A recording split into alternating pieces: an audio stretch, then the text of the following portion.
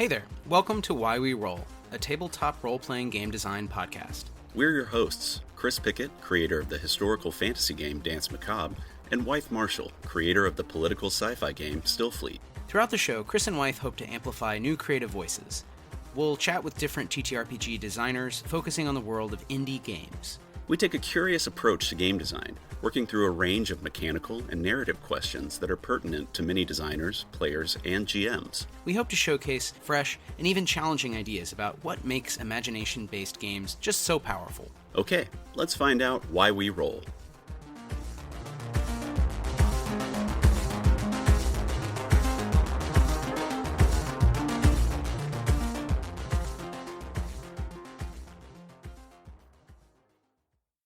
Okay, save changes. All right, we're live. I think we're live. Yeah, we're live. We're definitely live.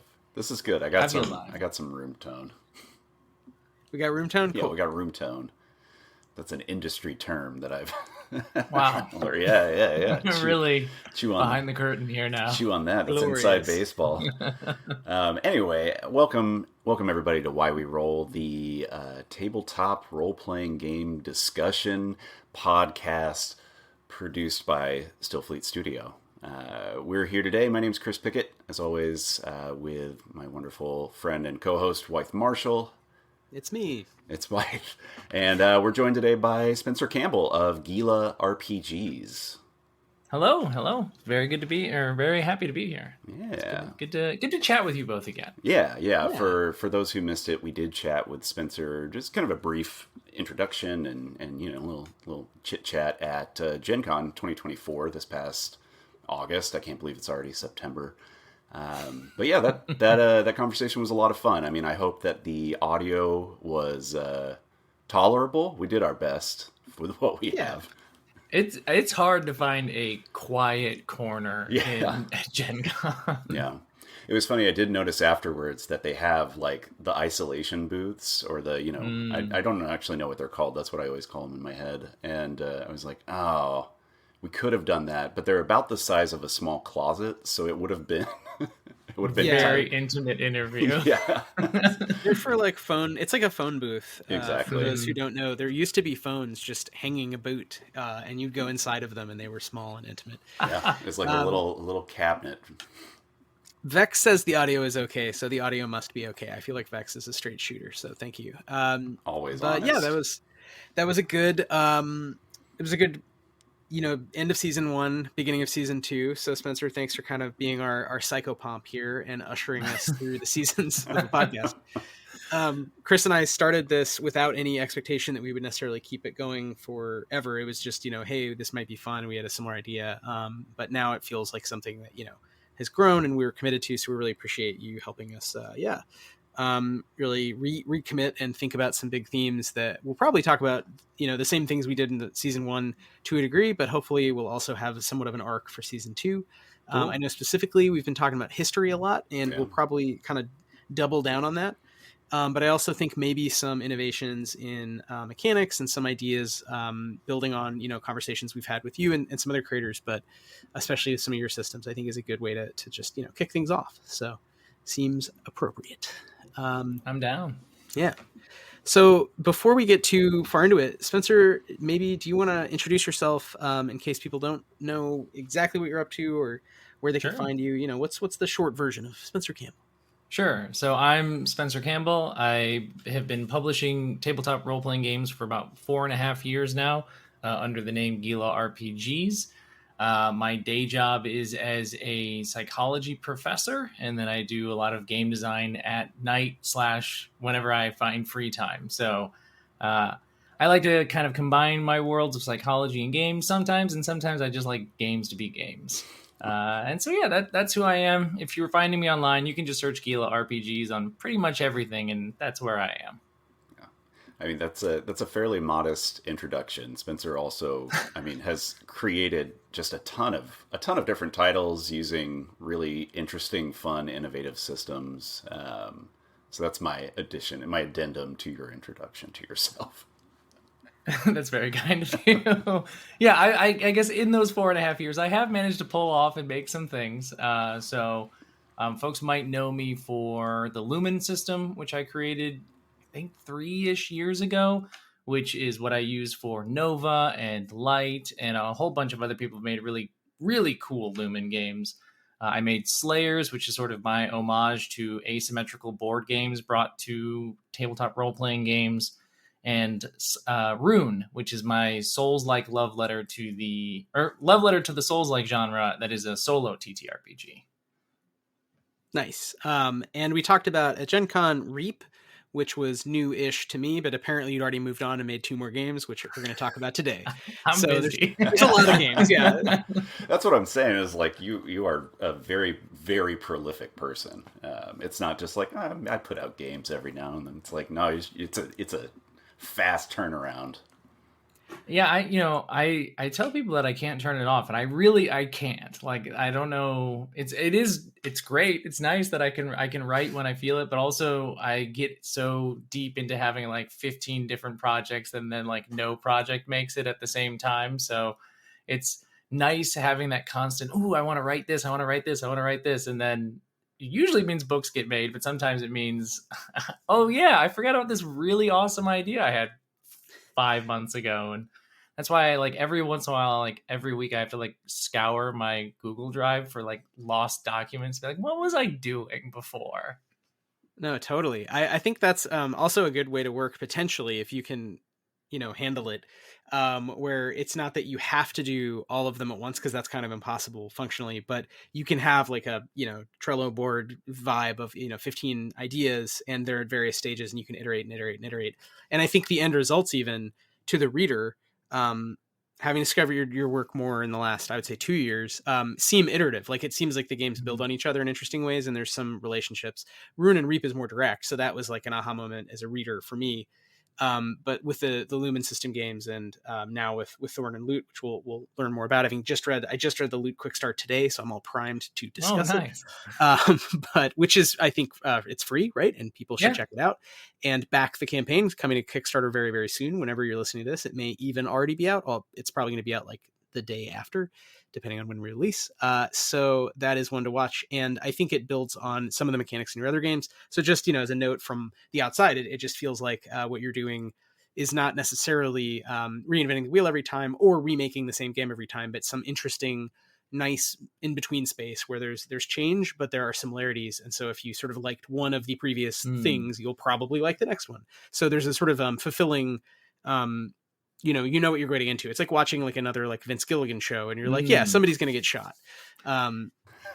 So, yeah, I I like the, I've been iterating and messing with Lumen ever since I made it. And like, even when I first wrote the Lumen system, like the very first game that I made with it doesn't even follow the SRD as written. Like I was already changing it. And so it's been fun to just kind of play with what a Lumen game means to me over time, and it's just changed a lot based off of how I've changed it as a designer, how I change as somebody who occasionally gets to play games even, and what that process looks like and what I'm looking for in those spaces. And I also think it's just like really cool when people do like remasters of their games. Like Snow does this, and they have done like Songbirds, and Songbirds is on its 3rd edition, or like Dot Dungeon. The remastered Dot Dungeon. Dot Dungeon was already really, really good, but then when Snow made Dot Dungeon Remastered, it like blew my mind, and it's one of my favorite games ever. And I think it's just I like to encourage us to just be okay with like revisiting a thing over and over again, because you're going to look at it from totally different eyes, even just months later after release. Yeah, I think that's a really good point and good advice. Before we go, I want to go into the specifics of some of these games, since we have the time in this conversation, which we didn't at Gen Con. And Chris, I'm not sure if you had a question. I just wanted to ask our sort of traditional second question, which is, how'd you get into games? Yeah. Where did this all start? And then we can go into, whatever path from there. I have been playing and making games since I was 5. I've always been somebody who makes weird rules to games, and have been doing that. My introduction to role-playing games didn't come until much, much later in my life. I wasn't introduced to like D&D as a kid. I didn't have somebody in the neighborhood that played or anything like that. We played war games in high school. So we played like 40K, and Games Workshop also has a Lord of the Rings strategy battle game that they've like largely forgotten about, but we played a lot of it. Is that the one from the early 2000s along with the movies that came out? Yep, it's that one. Yep, that was my we played so much of that. And Hero Clicks and all those other things. But like with those war games, we did the thing that kind of like historically role-playing games did, which is we took war games and made stories out of it. Like we made characters and then we made campaigns, but not having rules for any of that stuff. I would just be making rules for how we would do those sorts of things as best as possible. And then it wasn't until grad school that I was really introduced to role-playing games in the first place, where, I mean, I knew what they were, but I truly knew nobody who played them growing up. And so I was watching some of the old like actual play streams that were like some of the first iterations of actual play of role-playing games at the time. I was watching, it's literally called Role Play, which the reason I watched it is because I'm a huge StarCraft nerd, and I watched professional StarCraft all the time growing up. And one of my favorite pros it's called a foreigner. If you're not Korean, you're a foreigner in the pro StarCraft scene. One of my favorite foreigners was a guy named In Control, Jeff Robinson.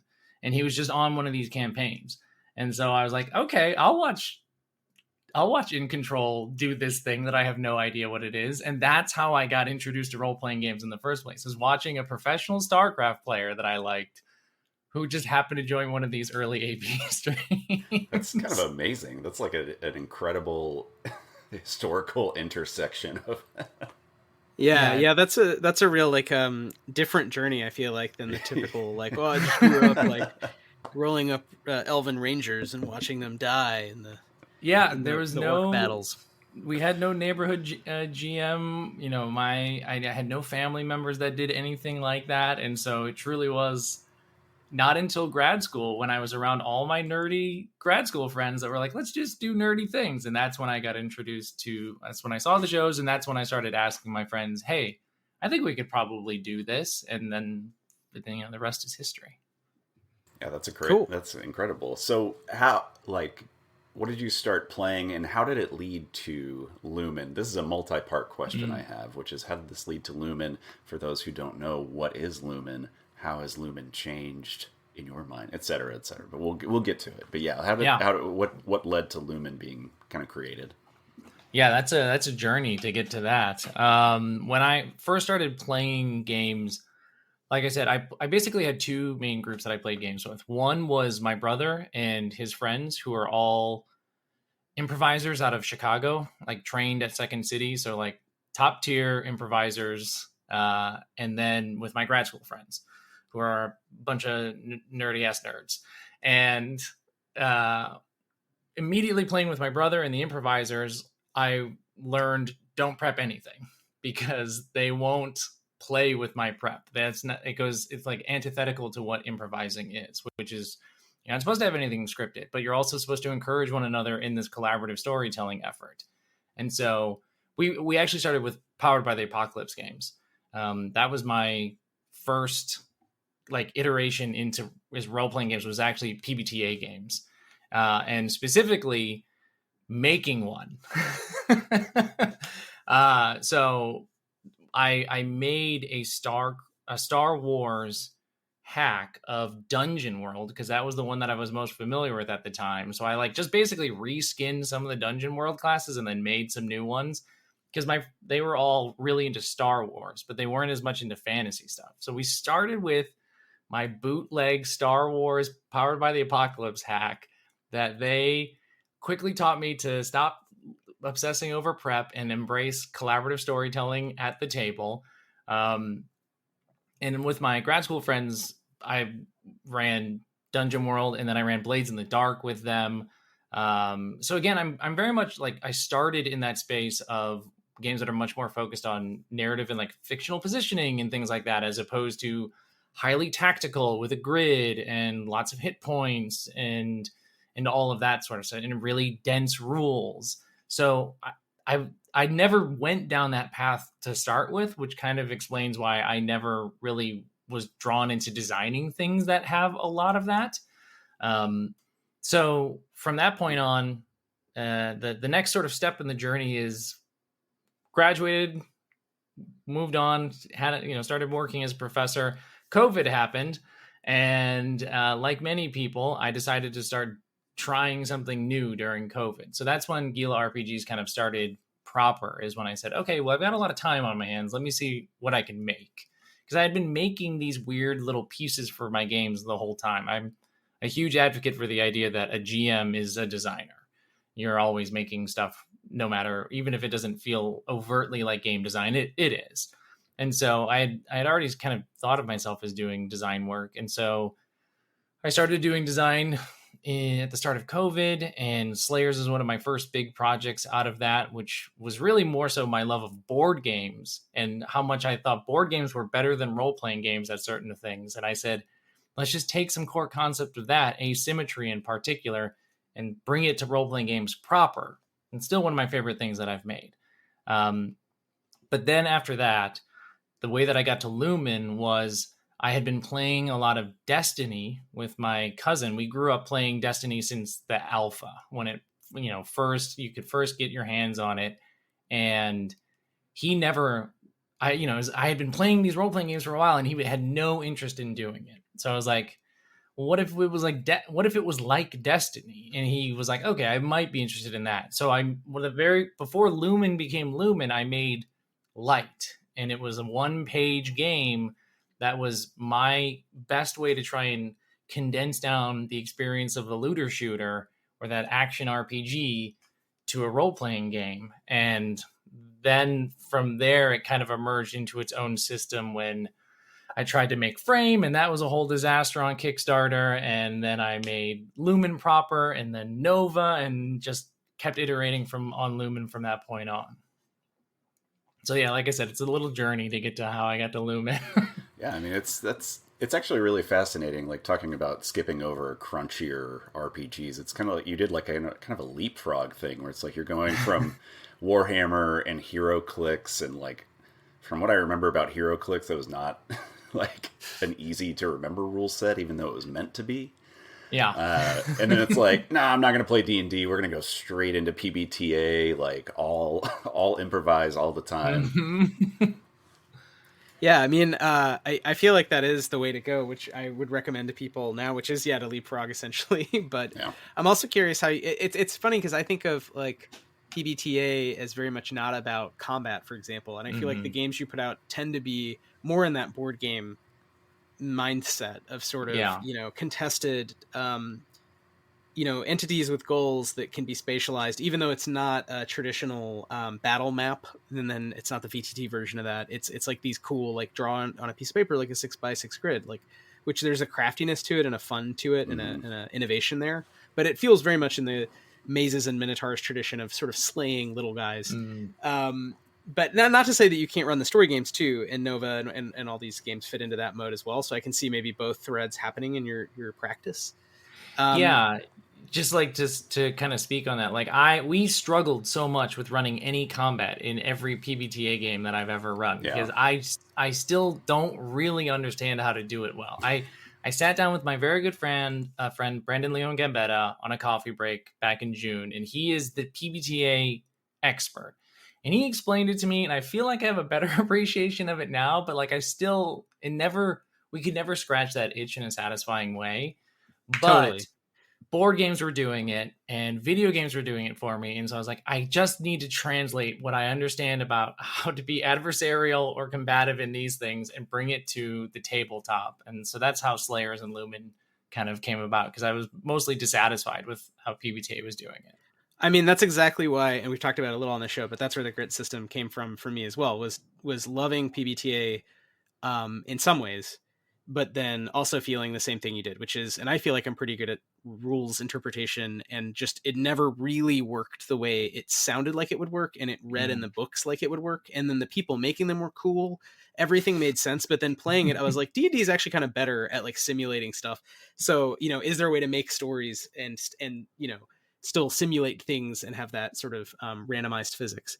So yeah, I mean, maybe the next step is like how, can you drill down on that moment of like making, it sounds like a series of things happen. So obviously it's not one thing, but like making the Lumen system or making your first game or, like that early design phase. I don't know, Chris, if you have a more specific, kind of follow up to the early days of, and when did you become Gila RPGs, out of curiosity? Like, when were you like, I'm not just me, I'm a Yeah. company of me? I did the company of me like just at the very beginning when I realized I was going to just try this thing and I wasn't going to just publish it under my name. I knew that I wanted a name, and Gila RPGs actually just comes from my childhood AOL handle. So Hell yeah. we got AOL in our house in like '95 or Awesome. whatever, and we were trying to come up with names, and I had just learned, I was like, I want to be Spider-Man, and of course Spider-Man was already taken, and so it could have been Spider-Man, some string of numbers, but my dad, who's in marketing, is like, you want a name that is yours. And so we had just learned about the Gila monster, the Gila monster in school. And so I was like, well, instead of Spider-Man, I'll be Gila Boy. And that was my AOL handle. Yeah. And so that's how that name, and I've used that name in everything since. It's amazing. You're like Doug Funny. You get Quail Man. Yeah. Yeah, exactly. I'm really glad you're not Gila Boy RPGs. Not to knock anybody. Yeah, out there that wouldn't have been. I dropped the boy at one point and just became Gila. You have to put away childish things. Yes, or Gila Man. I think just take the gender out also is Yeah, nice. yeah, But yeah. they're good lizards, as Vex points out. Yeah. The early stages. I mean, so there's kind of like two things. The early stage, I think, is how Slayers came about and what that is. I think really strongly informs my design practice, and then Lumen's creation is a totally different part of it as well. So Slayers is, for folks who haven't heard of it, it's a game that I made that is about monster hunters in a cursed city. So it's kind of a fantasy game. The city is cursed to ever expand to the horizon, and so it's filled with all these little districts. There are these little microcosms. It's from growing up in Chicago, which is full of a billion different neighborhoods, and how each of them is their own special place. But it is absolutely me looking at board games, and I actually had tried designing board games before I did role-playing games.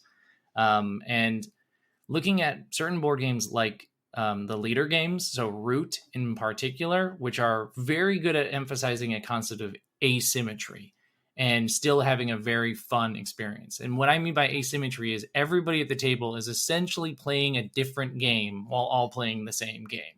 So in Root, it's a game of woodland dominance, essentially. You are one of the various woodland factions, but they all play, and I mean truly differently from one another. Like one person is running an entire empire, like an engine building sort of aspect from a board game perspective, and another person is just one raccoon running around. And they're both playing the same game. The winning is whoever gets the most points. But you can be playing two totally different games and still be sitting at the table together. Yeah, and role-playing games aren't like that. Yeah, the way in which you get those victory points is mechanically different for every faction in the game. Yes, exactly. So you all have the same goal, get the victory points, but how you get those victory points is different. And so role-playing games aren't like that. We pretty much all have the same mechanic. And even games that claim to be asymmetrical aren't really that asymmetrical. So to use a classic example, in D&D, a wizard and a fighter oftentimes are going to resolve their actions by rolling a d20 and adding a modifier, even though they are doing two wildly different things, like bending reality with spells and magic, wielding legendary flaming swords, but you're rolling the same die and doing the same thing. Like, to me, that feels so unsatisfying.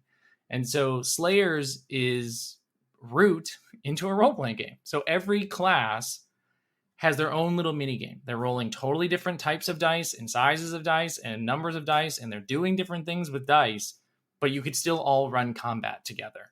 And it still works really, really well. So that was me kind of looking at how board games did things and just trying to borrow some of that and bring it to role-playing games.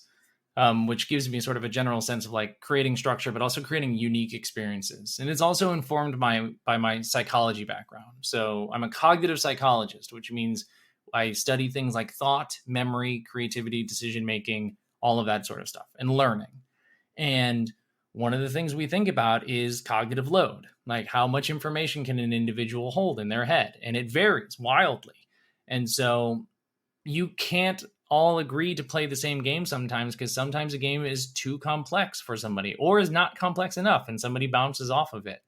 But Slayers has different levels of complexity. You choose the class that has the level of crunch that fits your vibe. And so now you could choose the class that is kind of more laid back and more reactive to things, or you could choose the class that requires a little bit more thinking and resource management, and both be playing the same role-playing game together. And so that's like my first big game was Slayers. And it was very much informed by my love of board games and psychology.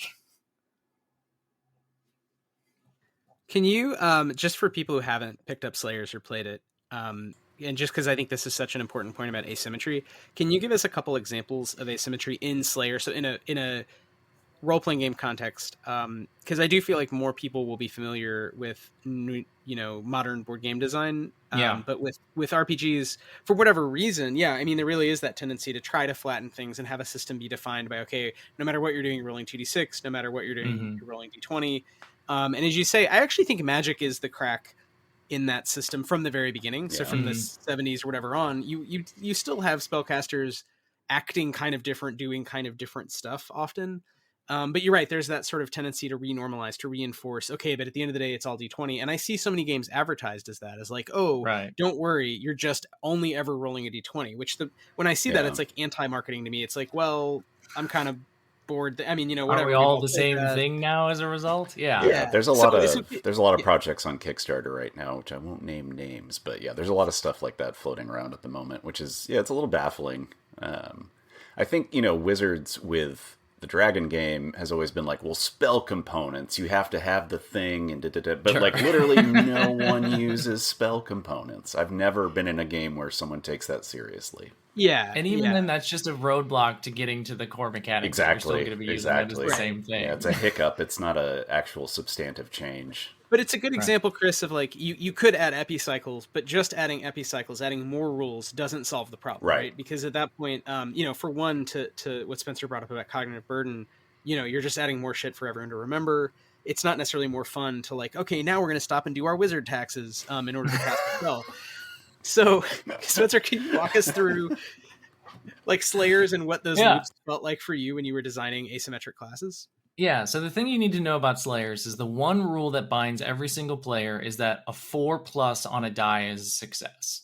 No matter what size the die is, a 4+ hits. So on a D4, that means 25% of the time. On a D6, it means 50% of the time, et cetera, et cetera.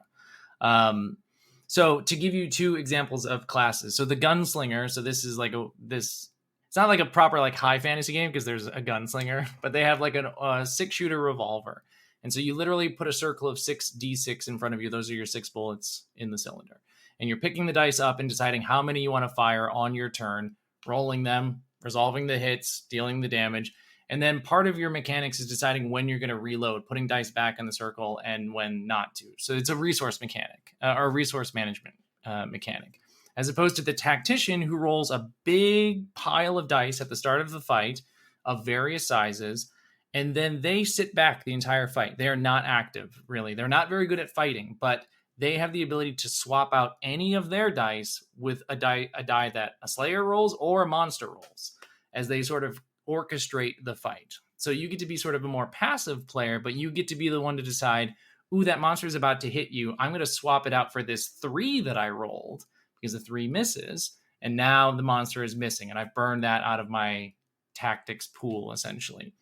So they're almost like a divination wizard of sorts, but as playing the role of like the conductor of the fight.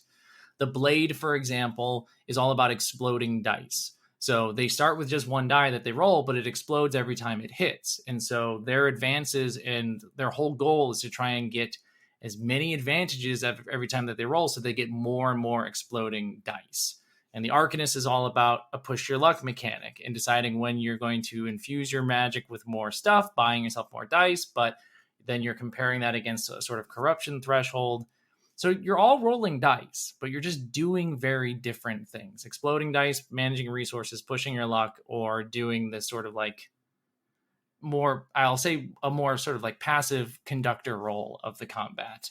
And the cool thing is like there are people who have made so many Slayers classes now. Like there's dozens of them out there up on itch right now. Because once you just say a 4+ hits, how do you want to roll dice? People get really, really creative with what you can do with that. And so I've seen some, like, I always say this, people always make cooler stuff for my games than I do. So like people have made just the coolest Slayers classes out there. No, I love that. Do you have a favorite that anybody's made? Not to, I guess that's putting you on the spot.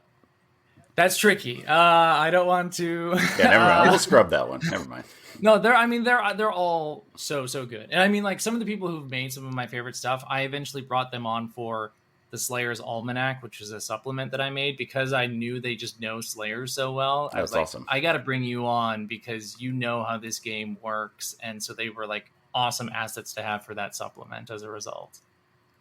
Yeah, that's great. I love the idea of working with people you don't know at first through game design and then becoming friends with them, which is like a kind of reverse way that some of these relationships often happen. Yeah. But it's been very satisfying in my experience. So that's rad. And yeah, that's a little similar again to like the ultimate decision with the grid system of just like a 6+ is a success, and it's relatively quick to then build all kinds of mechanics around it. I really like the simplicity of Slayer, that each class has such a great core thing that it does, and I think some of those really are innovative and you just don't see anyway. Like, I mean, other games use exploding mechanisms of various kinds, but they don't generally build classes around it. And I think like the tactician is just it's just brilliant. It's such a great idea to have a class where you get to have that meta position, and it's affected through dice, so it feels like a little bit crunchy or like you're doing a thing. You know what I mean? It doesn't feel like a tacked on, oh, I'm a weak character. But at the same time, the mechanic is very, very different than like, okay, I'm going to roll to hit. Right? Yeah. And you get, so I just think it's really smart. Oh, yeah. And you get that sense that you mentioned earlier, Spencer, when you were describing Magic in D&D or in other systems too, where it's like you're literally bending reality, with that. And that, like the tactician gives you a sense of that, where it's like, oh, I'm literally going to influence fate right now. Like that's cool to be able to physicalize that in a way within the game.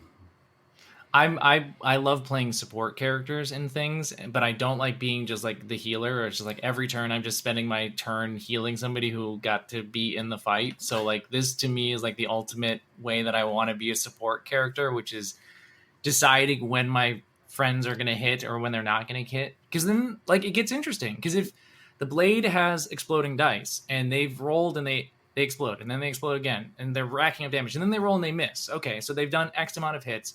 The tactician can be like, actually, you don't miss. Keep the train going, and then they get to explode again, and they get to explode again. Or there's a lot of play to be had as the tactician, where you get to lean into like fixing the mini game for every character. Yeah, and I imagine it also encourages a lot of communication at the table between people, because it's not the same kind of like perfect information system with D&D where it's like, I know what I'm going to roll. It's like, oh yeah, how many of this specific resource do you have left? Because it is the core mechanic. Right. And there's that moment of like interplayer discovery, and they're discovering a strategy together, which I think is really different than, as you say, like Chris, you're invoking the classic, I think, D&D Dragon game moment of you make your character and you pick what you're going to do, and you're already imagining doing the same power over and over because it's the thing you're good at. But I think it's very different to realize in the moment, oh man, if I use this die now, I can help my friend do something cool, and I hadn't considered that would be like a strength of this class. So I think it's interesting to create games where there's like more emergence.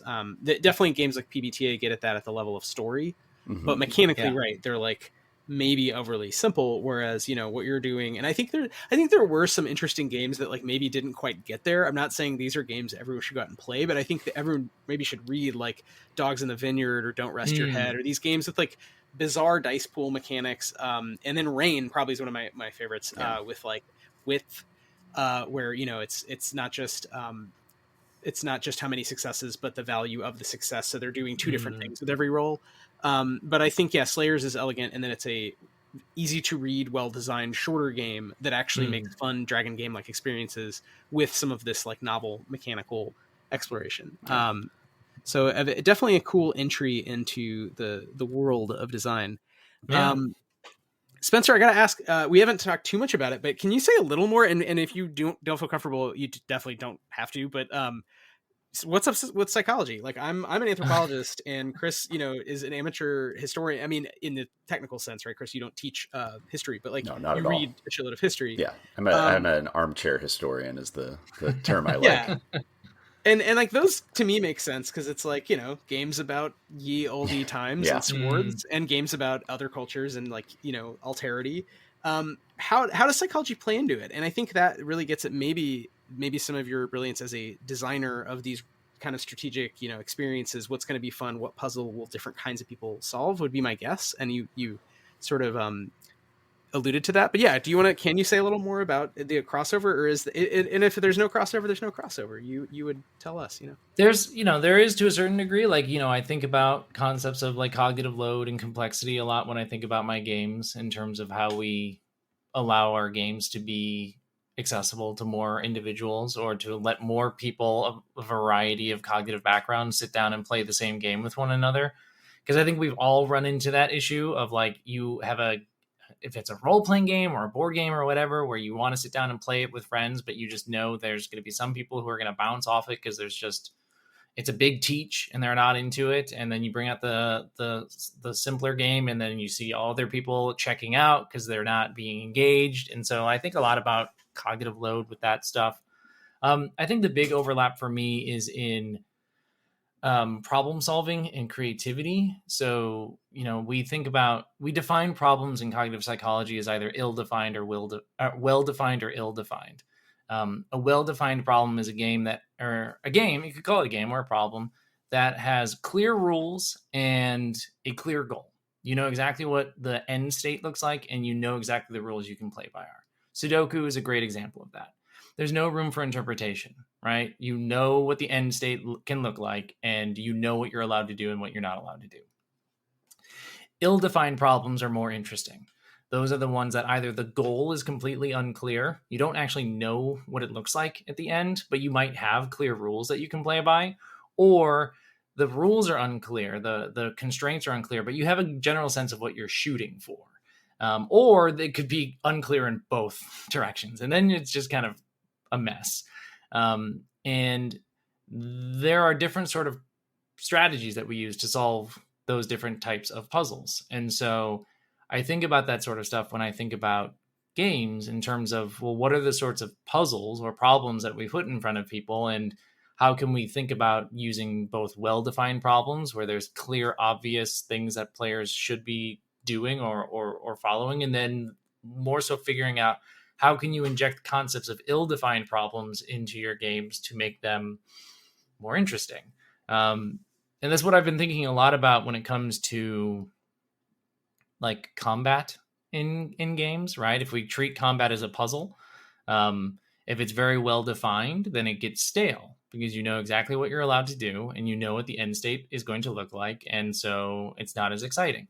But if it's ill-defined, meaning you don't know what victory looks like in combat, or you know what victory looks like, but the way that you can get to it is maybe open to a little interpretation, that can be infinitely more interesting to you as a person engaging with that stuff. And so that's why like a lot of my new stuff is in this space of being like diceless and even healthless, where it is now more about solving the puzzle of the combat rather than simply reducing somebody to 0 hit points. So like Thorn has no health to it, and most enemies die from a single hit, but a lot of them don't. And it's not about wearing them down from 5 hit points. It's figuring out what their weird defenses are and overcoming them in a narrative and interesting way, so then you can kill them in 1 hit. And so that's a lot of stuff that I've been thinking about, is in that kind of problem solving space, and how we can take a lot from well and ill-defined problems for our games. Yeah, it's so interesting. It reminds me a lot of Shadow of the Colossus, which, I'm sure you've played that. But I mean, that has like a very well-defined end goal, which is like you're going to kill this Colossus and absorb its shadow power or whatever the hell it is. I can't really tell. But yeah, just like that, every combat, it's not really a combat, right? Like you're not wearing something down over time. You're finding the one point on the Colossus that you can stab a couple of times and then that's the entire thing. Right. So like the thrill of it doesn't come from the action part of it or button mashing or anything. It comes from observance and from patience most of the time. Yeah. Yeah, or even games with minimal health, like Slay the Spire, does have health of a sort, but Mhm. things devolve so quickly. Every fight is kind of about managing entropy. So it's sort of finding a weakness, and instead of finding the one weakness that kills something in one hit, it's finding a kind of way that you're going to draw a card and play a card in sequence that will you can do the calculus even if you're Mhm. like me, not good at math, anything like that, but you can see in some sort of game part of your brain that okay, I'm going to kill these slimes before they kill me if I just keep doing the thing I'm doing now, whereas the thing I was doing a minute ago, it was obviously going to end in disaster and I would have to make a bunch of make a whole new character. So I think it's interesting to create, as you're saying, combat that does any of that. You fight a weakness, you find some sort of flow state, where you can guess ahead that isn't about wearing people down and crunching numbers. Just because that is the expectation, right? And actually most video games I would say are similar, right? Most video games there's the health bar. I think Right. of the really funny what's his name, Joel Haver video about the one NPC who like realizes he has a health bar, which means he's a bad guy, and he like Right. goes to a therapist, and then his health bar goes away, and he's like trying to teach the other monsters like, if you just like lose that aggression, man, like you see, like you won't have a health bar. But I think that video gets at something really intrinsic about like it's such a stupid idea that like you would go up and like just sort of hit someone with a sword over and over. Not to say that that style of fighting didn't happen at some point. We couldn't simulate it, but what else could we in 2024 do with our brains with our friends that would be fun? Yeah. Killing a couple hours. So that's a good transition, I think, to some of your more recent games. We should definitely talk about your games coming out right now. Um, and we talked a little Gen Con about some of the more recent games, which are sort of these board game like RPG Mm. experiences, sort of solo. Loot is not solo or not necessarily. So I don't know, Chris, if you have a more specific question. I was just going to ask if Spencer could sort of comment on, that transition to these sort of, I don't know, very modern feeling, kind of combat Mm. focused RPG adjacent games that are not exactly like, Dragon Gamey, if that makes sense. Sure. Yeah. Yeah. So like specifically speaking about Rune and Reap, which are my solo games, which are my love letters to the Souls-like genre.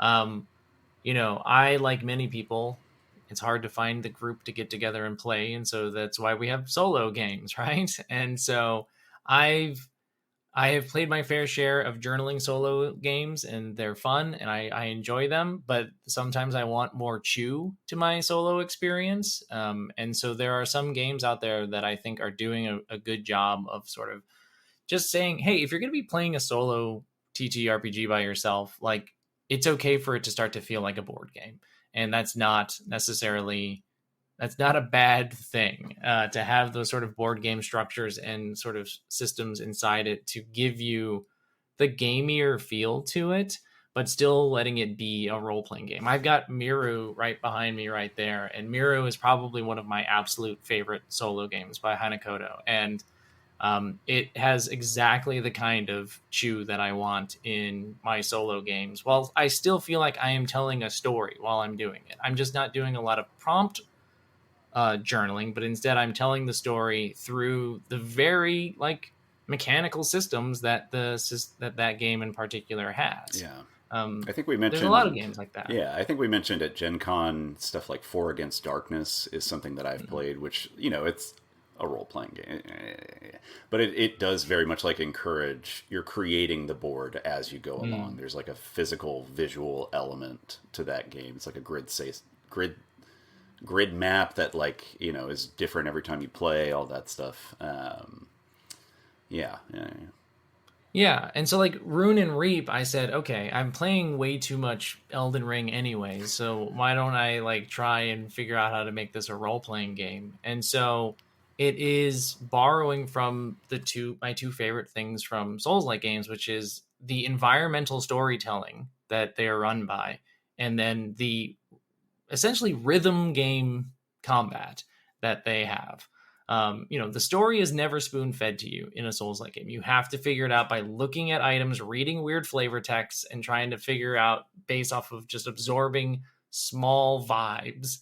And so Rune and Reap have that. You are exploring these sort of point crawl maps, that don't just spoon feed you a narrative, that you are putting the narrative together as you accomplish actions at these points. And not everybody runs through every realm the same way. You're going to miss things. And so everybody has their own sort of story about what they think happened in that realm. And then it dives into some really brutal and challenging combat on a very small grid that just uses a simple, essentially AI system for the enemies, where you roll a die and it tells you what they're going to do. And that's actually very much what a Souls-like game is, right? Like, you look for the visual and auditory cues of what an enemy is going to do, and you respond. And so it's just a matter of, it's the dance of combat in those Souls-like games, and that's sort of what I wanted to bring to Rune and Reap is, okay, you know what the enemy's going to do. You've rolled your dice. How are you going to spend these on your various actions and weapons to try and best respond to the thing that you absolutely know is coming your way? Just like in a Souls-like game, you see them raise up their sword and you're like, all right, here comes that fast slash. Yep. Do I have a chance to like get in there and get something, or should I probably like back away at this time? And then you see what your fingers do in that moment. Usually my reaction whenever I'm playing a Souls-like game in that moment is usually like, ah, God. Like, Yeah, panic. Just panic, just complete panic. Still love it, but yeah, it always makes me panic. Are there in Reap and Rune? Are there fucked up little guys that go like hee hee hoo hoo hoo? That's the one thing that I haven't put in them is like the weird NPCs that are in it. Aaron Jolliffe, who again is one of those individuals that I've worked with on a few projects. Aaron has made a bunch of Rune stuff, and is like a top tier Rune third party creator. And I believe in one of his realms, like he actually incorporated like NPC tech and stuff like that in a really cool way. And so again, people make things that are better than me for all of my games, are cooler than me. Like Aaron had like the weirdo NPCs that would be out there and like would react depending on what you had done in the realm so far and stuff like that. That's awesome. Yeah, I like that, and I mean, I definitely can see the urge to like I always want to make solo games into multiplayer games. So I feel like that was my first immediate response to Rune and then Reap is like, okay, but how would like a bunch of people interact in the same field? And I feel like you'd need a bigger field, you'd need some forms of complexity to be bigger. But I think that's also a sign of a really good game, which is, you know, you're inspiring people to take so many basic elements that you've created, and then like iterate and build on them. I'm curious about beyond combat. Are there things you're putting into these games? Because it felt reading Reap like there was an incipient, like really there was like a depth of story, and there were kind of narrative encounters implied. But playing through it solo, I definitely it felt like a combat game first and foremost. So it's somewhat of a leading question. Feel free to again take it however you want, but are there things with this like I guess what I'm getting at is I almost feel like you have these two threads of design as a designer, one more narrative and one more sort of combat without the narrative. Yeah. And is there a system that's bringing them together? And I guess this is all really a way of just asking about loot, because I feel like loot, without having played it, just having read the quick start literally today, it feels a lot like Reap and Rune in certain ways, but it definitely is doing some of those Dragon game things of, okay, let's do a montage travel scene. Let's talk about your goals. Let's have a quest. So I don't know if that collective question makes sense to you, but, you know, do you see yourself going in that direction? Yeah, right. I totally, I absolutely see what you're saying. And yeah, that's what loot is sort of is doing, right? Like I had a lot of fun playing in that tactical little grid space with your weird little dudes with Rune and with Reap. And like, I think like mechanically from a combat perspective, it's very fun stuff. And then you can engage with the narrative storytelling as much or as little as you want. Like you can absolutely just burn through realms in a very gamified way. And like, that's a totally legit way to play the game. So then like loot is, okay, I had so much fun playing in this tactical little grid space without it being too complex. Can I keep that, but then bring in a lot of that stuff that is, okay, what do we do outside of combat? And, you know, making it a non-solo game, how can we tell cool stories in this weird fantasy world that loot takes place in? Yeah, so that's great. So transition achieved. So We did it. loot is cool for a few We're reasons. done. So loot has we're done here. No, we're just starting, right? Because we want to get to the main show, which is you're about to drop when we're recording this Monday, September 9th, 2024. You're about to drop, I think, in like a week, the Kickstarter for Loot, which is not only your newest game, but it is a multiplayer game, which personally gets me super excited. Although your solo games are a big reason I sort of, paid attention to solo games, went back to them. Yeah. But I think Loot looks really cool because it feels Reap and Rooney, but right, it has the multiplayer built in. Can you give us the short pitch? Do you want to say some words about, where you've been doing, to bring it to life? Loot is a looter shooter inspired fantasy tabletop role playing game. So it's your fantasy role playing game, your adventures going out on quests and everything like that. But it very much borrows from my love of looter shooters, in which your characters are just a patchwork of various things that they are carrying. But then on top of that, it has a very overtly looter shooter mechanic in terms of how you get new stuff, with this sort of loot pool mechanic that I created that I think is very cool. If you're not into looter shooters and kind of like the grind for stuff, you might be like, well, can't I just know guaranteed what I'm going to get? But no, I like being rained. I like random loot raining down on me at the end of a quest, and loot is absolutely the game for people who like that sort of thing. Your characters named. are like, yeah, right. It's like your characters truly are paper dolls. So there's no classes, there's no background or anything like that. You're a very minimal character, and you get all of your stats from the stuff that you're wearing. So your stats fluctuate constantly throughout the game as you swap in new pieces of clothing or new magic items and stuff like that. And it has a lot of narrative components where you're going out and exploring, and it's borrowing from my Lumen 2.0 direction, which is diceless games. So a focus on resource management and creativity rather than chance and randomness being the dictators of your success. And then once you jump into a combat, you hop onto this little 6x6 grid. You've got your little paper doll dudes, essentially, that are just full of random loot, and you're fighting enemies. And it's really quick and snappy and punchy combat. But again, because it's diceless, you know what your character is capable of doing every turn. And it's just deciding, how can I best and most effectively use the loot that I am carrying?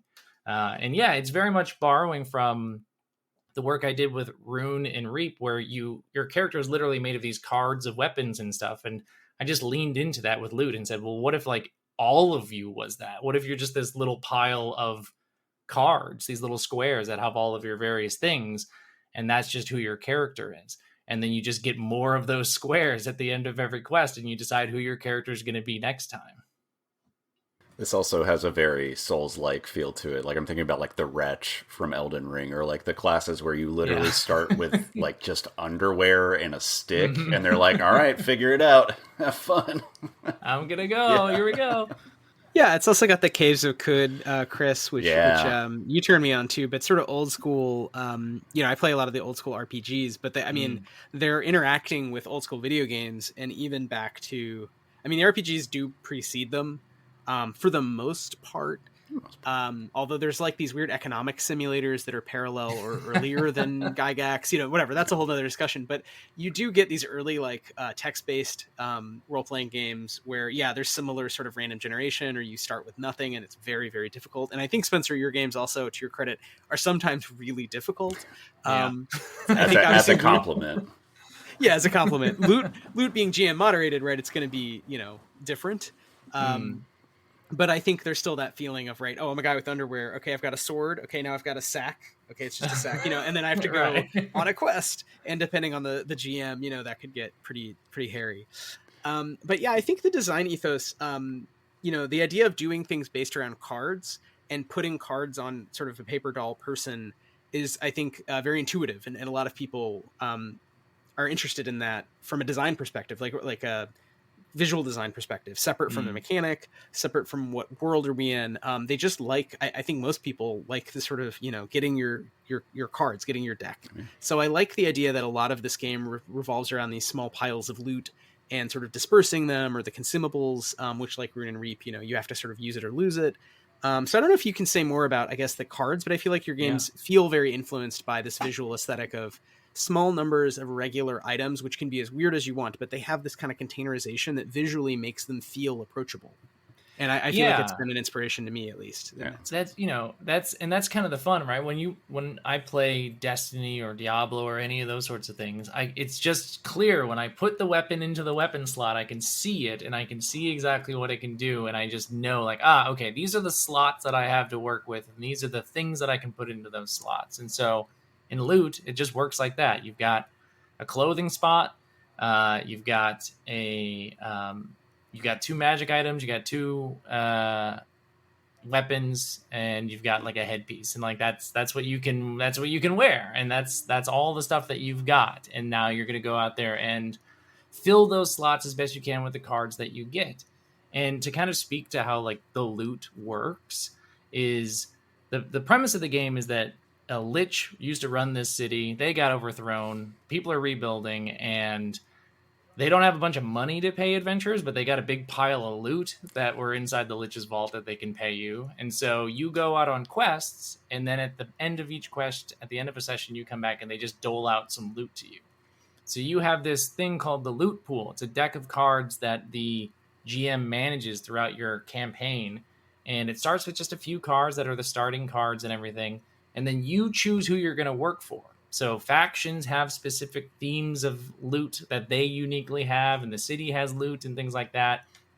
And whoever you work for, at the end of the quest, the GM puts more loot into the loot pool based off of who gave you the job. So you work for the Thieves Guild, your loot pool is suddenly going to have more sneaky daggers and poisons and cloaks and stuff. You work for the Mages Guild, and you're going to find more spells and staves and cool. things like that are in there. So no 2 tables will have the same loot pool because you will all be playing with different preferences on who you're working for. And so GM adds that stuff, shuffles up the deck, and then just deals it out to the whole table. And now the whole table gets X number of cards to look at and go, ooh, who wants what? Let's divvy this up as we want, and let's update our characters with any new things that we decide to hold on to. And then, like any other looter shooter, anything you don't want, you can just sell to the city, and there's things you can unlock to expand the city. And so there's a little bit of base building element too, where you are helping improve and rebuild this city by getting paid in loot and then selling that loot back to the city so that they can use it to build new services or bring on new factions. So like, I wrote some factions for the game, but I have some really awesome guest writers who have written really bonkers factions that are in the game now. And so you get to kind of decide what kind of stuff do we want, and who can we work for to increase the odds that we go get that thing. Yeah. Is there any influence on loot from games like I don't know, like Dominion or Ascension, or like I don't know, there's a deck building quality to it as well, or even I guess Gloomhaven has that as or well. Arkham Horror has the deck building with items as well. Yeah. Yeah, I mean, I love deck builders. They are so much fun, and I think every single designer wants to make a deck builder RPG, and everyone I've talked to is all like, "I've got it. I know how to do the deck builder RPG." And I've cracked it. Yeah, I was like, I don't think I can do it for like your core mechanics and everything, but I think you can bring some of that stuff into something else that could be very satisfying to engage with. And for me, just playing a lot of loot-based looter shooters and action RPGs and stuff like that, I like the chase. Mm-hmm. I like going, I'm going to go do this activity, and I got good odds of getting this item that I'm looking for. And so I like the table to be like, okay, we're short on magic stuff right now. Let's take a quest from the Mages Guild and like load up our loot pool with more magic stuff so that we can get more spells. Or we need more stuff that is going to help us like boost up our stuff. Which faction is going to provide us more armor and things like that? Oh, let's go help them so that we have a chance of getting paid in armor pieces, as opposed to like all this like glass cannon Thieves Guild stuff that we've been collecting. Like we need something else. And so there's this ability to sort of choose your rewards, but not completely. You don't get to say, I want this thing. It's, we want stuff with this vibe. We're going to work with that group, and hopefully we get cool stuff from that group. And if at the end of the day that stuff gets dealt and you didn't get the piece that you want, cool, it's still in the loot pool. And so the next time you play, it could get dealt out that time too. Right. Yeah. I think that's that idea. I wrote down in my insane scrambling of notes that looks like something from a Thomas Ligotti story that would summon a horrible entity. But it's factions equal items. I mean, it's those connections and reconnections, right, that make good game design. Because I feel like a lot of us have designed faction rules where it's like a faction is a big person. It's the Thomas Hobbes metaphor. Or a faction is, some sort of bonus, some aura that everyone gets who participates in it. But here you've made factions into items. So if your faction is, as you say, thieves, you get glass cannon stuff. If it's wizards, you get weird arcane meta stuff, whatever it is. More kind of like Magic the Gathering, which a lot of us have played and enjoyed. And, why don't we bring that in? I mean, it's not maybe for lack of trying, to your point. I've never made a deck builder game. Side note, I've been thinking about, RPGs in terms of like, how do I get RPGs to be about like white collar workers finding Maoism? But it's funny to think that in your mind, everyone is just like, no, I'm doing like a deck builder. Like, I'm going to get that deck builder done. Yeah. I've had a deck builder in mind for like 5 years now that I just haven't committed. But we got to do it, Chris. There's dozens of us out here. Are you too a deck builder enjoyer? And tell me if this is too far, but Spencer, I really like where you're going, because I was thinking as you were describing this reminds me of like Dungeon Meshi, like Delicious in Dungeon, and like a kind of anime vibe of like almost hand to mouth, real Peeker-esque life, which I love. I mean, that's what drew me to the genre as a kid, was like, wow, like instead of the regular, swamp of being a 10-year-old going to school or whatever and having to do the same thing day in, day out, you would just wander the land on a horse. And like, if you saw a bad guy, you'd be like, fuck that bad guy. And if you saw a good person, you'd be like, cool, we're drinking grog, whatever that means. And you would just kind of pick up stuff that was useful and drop stuff that wasn't useful. So I think that actually gets at something really interesting political, which is like, a lot of people are living kind of like check to check or whatever, and don't have a lot of choice about jobs and have to take the job from the faction that will help them. So I think in a weird way, it's like by making the game just like really focused on a cool, fun mechanic and a fun play experience, you still arrive at a kind of present vibey, like it feels like old school D&D in the way that it feels kind of relevant to life. In the, it's like we're 2 seconds away from like murdering each other for like a better piece of armor. So I don't know. I mean, I think there's something there that is interesting, even if this game came out of kind of the desire to make the deck builder RPG, which it sounds like, by the way, you've done, but we haven't played it. Can't say yet. Can't say. I'll just say maybe we need to play Loot, Chris. I don't know. I guess we have Loot this season. I think we have to play Loot. What a shame. Yeah, I don't know, God. Spencer. Sucks. I don't know if you'd have time to play with us, but maybe I don't know. Maybe, maybe we can make it happen. Spencer, I was going to ask, I want to be mindful of our time. We've hit an hour, but I did want to ask, so, the factions, they influence the stuff that you're finding in Loot, which is brilliant.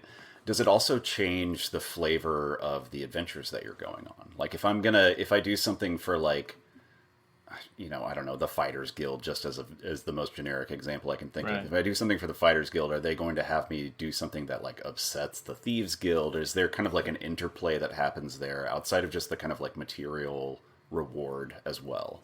That's such a good question. Yeah. There's nothing there. So I don't have that because I do love that stuff. I love factions fighting each other. I've been screaming about this for years, that I will figure out the faction turn that I truly want in an RPG like one of these days. And I've said this a billion times, but I think I figured it out this time. It's not for this game, but it's for another game.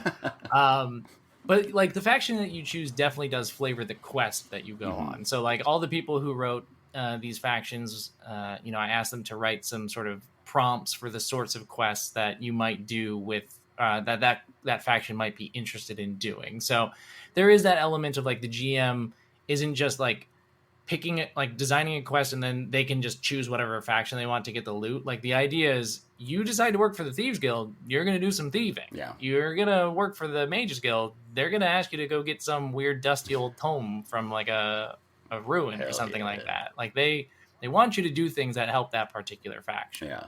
Well, it's the game, as we've been talking about, it's been bringing to mind for me like the Fritz Leiber, Fafhrd and Grey Mouser stories, where it's like they have the city of Lonkmar, and there is a thieves guild there, and it's like if you work with them, you're stealing from the other political powers, and it's like just a Byzantine kind of mess of overlapping political entities.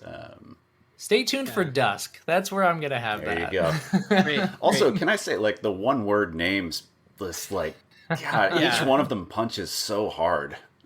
I was gonna say that a similar comment, which is, it really makes me want to play a game that I'm gonna make up called Dusk Loot of the Rune Reapers of Thorn, whatever, Nice. the Thorn I'd Slayer Rune play it. Reapers of, because it feels like they're all adjacent enough in some Mhm. way, and if you could just squint, you can see a version where you have a table with different cards that sort of have different pull, and you're zooming into 6x6 grids at different points, and you're sort of doing a weird mashup of this sort of board gamey version of D&D that many of us played at some point, at least, with like minis or Oh, some yeah. sort of Yeah. tactical combat, but better and with more narrative built in and more humor and modernized. So I don't know what that amounts to for you, Spencer, and I don't know if this is a good or bad final question, but where's it all going? Or is your plan to kind of every 6 weeks or so have another awesome game that has a one word title with a slightly different innovative mechanic? I mean, is that your happy place? Yeah, that's in a way, yes. So careful readers will recognize that pretty much every game that I have made is in the same universe. It's all part of the same world, essentially.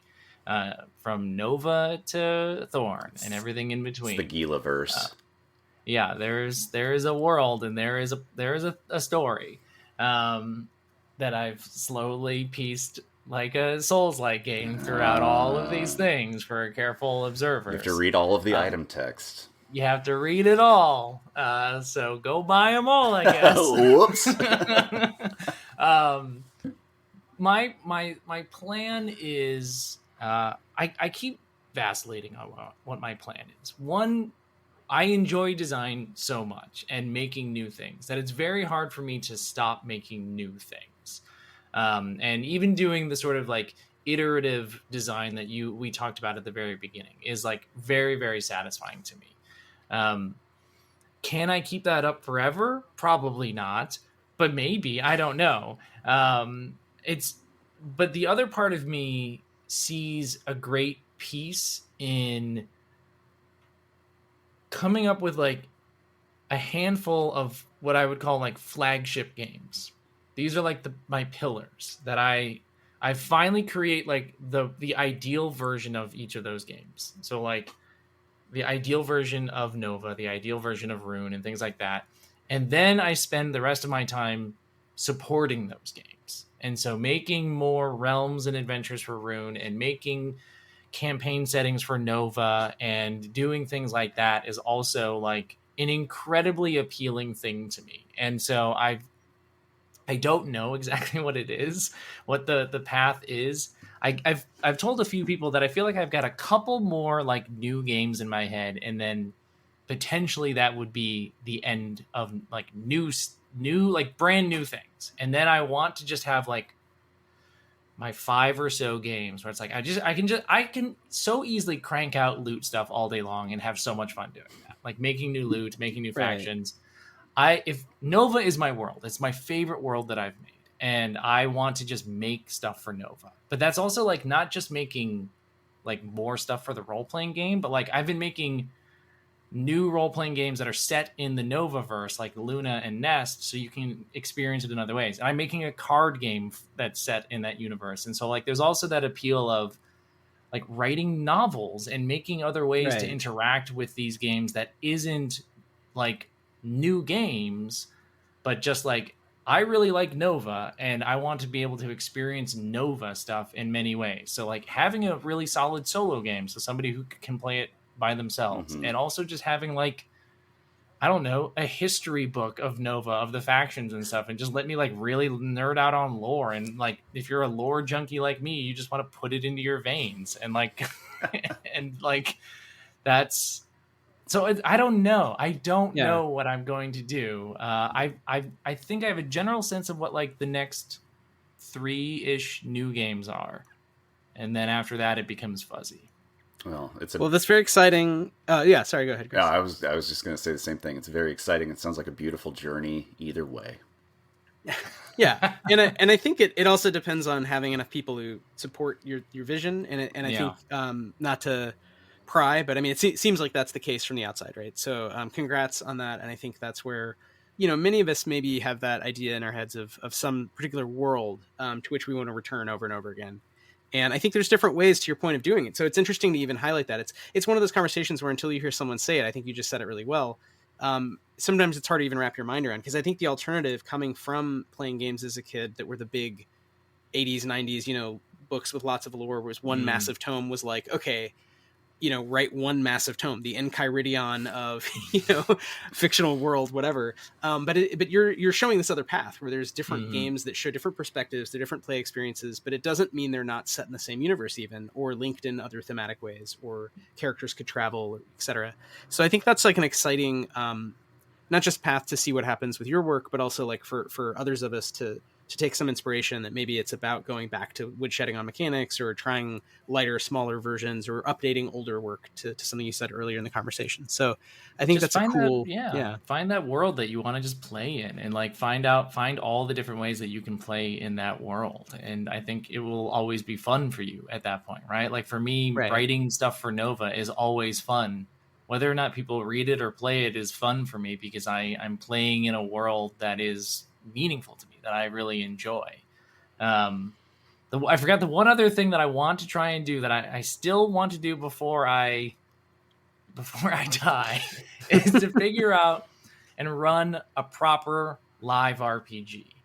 And by that I mean an RPG that we all share a living world, and it's like a live service video game, but a role-playing game. And I want to do it with Nova, and I want there to be a core game.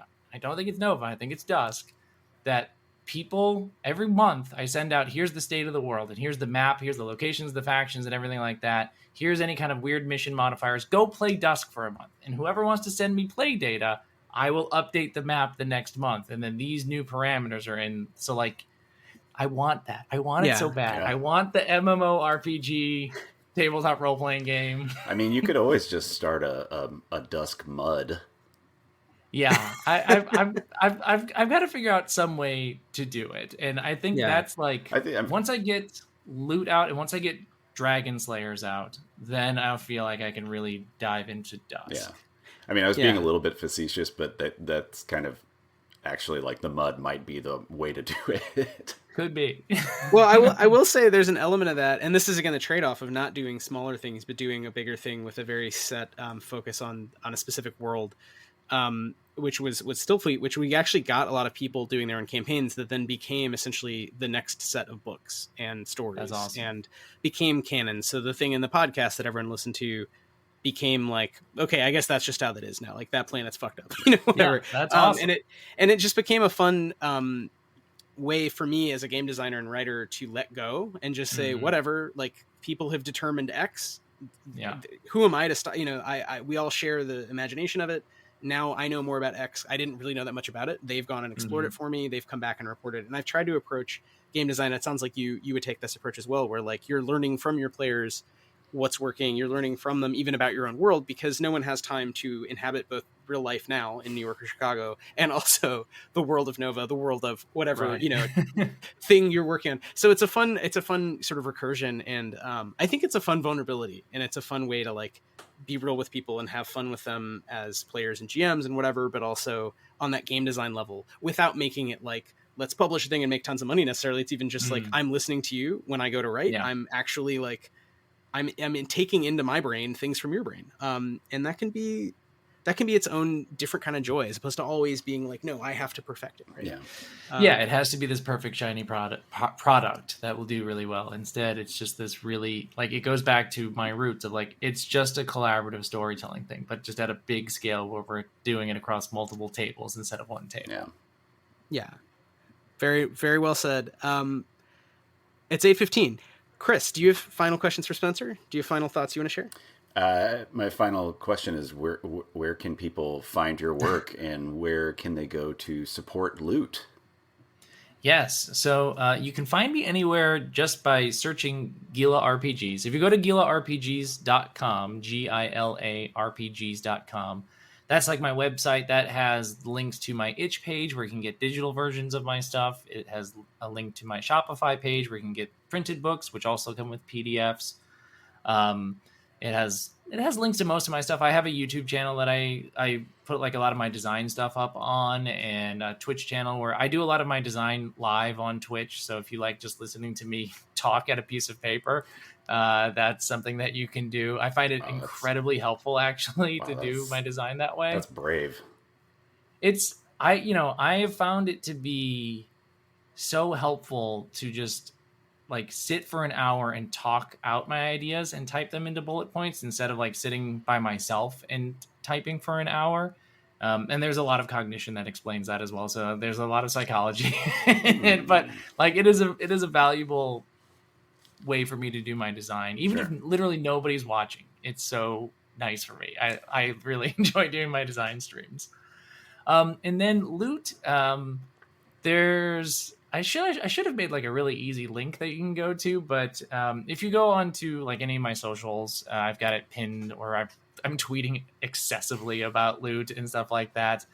You'll find it on Kickstarter. We launch on September 17th, and we're going to run for 3 weeks. I have plans to. I'm trying to get as many people who want to come on to my stream and make some loot with me based off of their favorite piece of media. So if either of you are free and want to make some cool loot for loot, we can make that happen. I've got, so I'm going to try and do some fun stuff to kind of show off the game throughout the campaign. And yeah, I think that's mostly where I am and what I'm up to. That sounds great. Yeah. Let us know when and where. We'll make loot. Yeah. Sick. Exactly. We are usually booked Mondays at 7, which is this. Yeah. But other than that, I can't speak for Chris, but I feel like usually, often we are both maybe available like Tuesday nights or weekends, depending on work stuff. But yeah, I would love to make loot. I want to play loot, and there's other things I want to play, but I think I'm most excited to make loot, play loot, and support the campaign, which launches very soon, or is launched by the time you're hearing this. But Spencer's work is always really well written, and we didn't even talk too much about graphic design. I know, yeah, we didn't even get into that part. Yeah, I mean, Chris is better than me, but we're both kind of have done we're both into graphic design, and we both I think really like your work. So that was just a whole nother realm. But yeah, Spencer, we could talk to you, I'm sure, for hours. Thank you for a fairly condensed. I think we kept it pretty quick conversation about your whole practice. I'm very proud of us tonight. Yeah, we got a lot done. Yeah, we checked all the things on my notebook.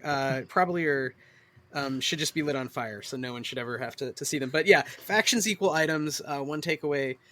Same universe, different games. Another takeaway. There's really a lot of takeaways. So this is going to be a good one. This is season 2 of Why We Roll. Spencer Campbell of Gila RPGs, and you can check out Loot on Kickstarter.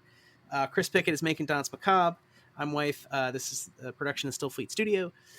And yeah, that's it. Spencer, last words? Thank you so much. This was a blast. Yeah, thank you. Okay, sick. Thank you. I'm going to click end stream. Thanks for listening. All right. Thanks, everybody.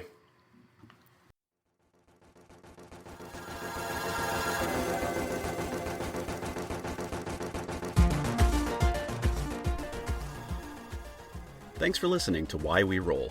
Our theme music is by the brilliant Sam Tyndall and Arcline. If you enjoyed the show, please subscribe wherever you get your podcasts. You can find us on Twitch and what used to be Twitter at Why We Roll, and on Instagram at whyweroll.pod. You can find out more about Danse Macabre at timespaceplace.itch.io/dance-macabre. You can find out more about Stillfleet at stillfleet.com. Thanks for listening.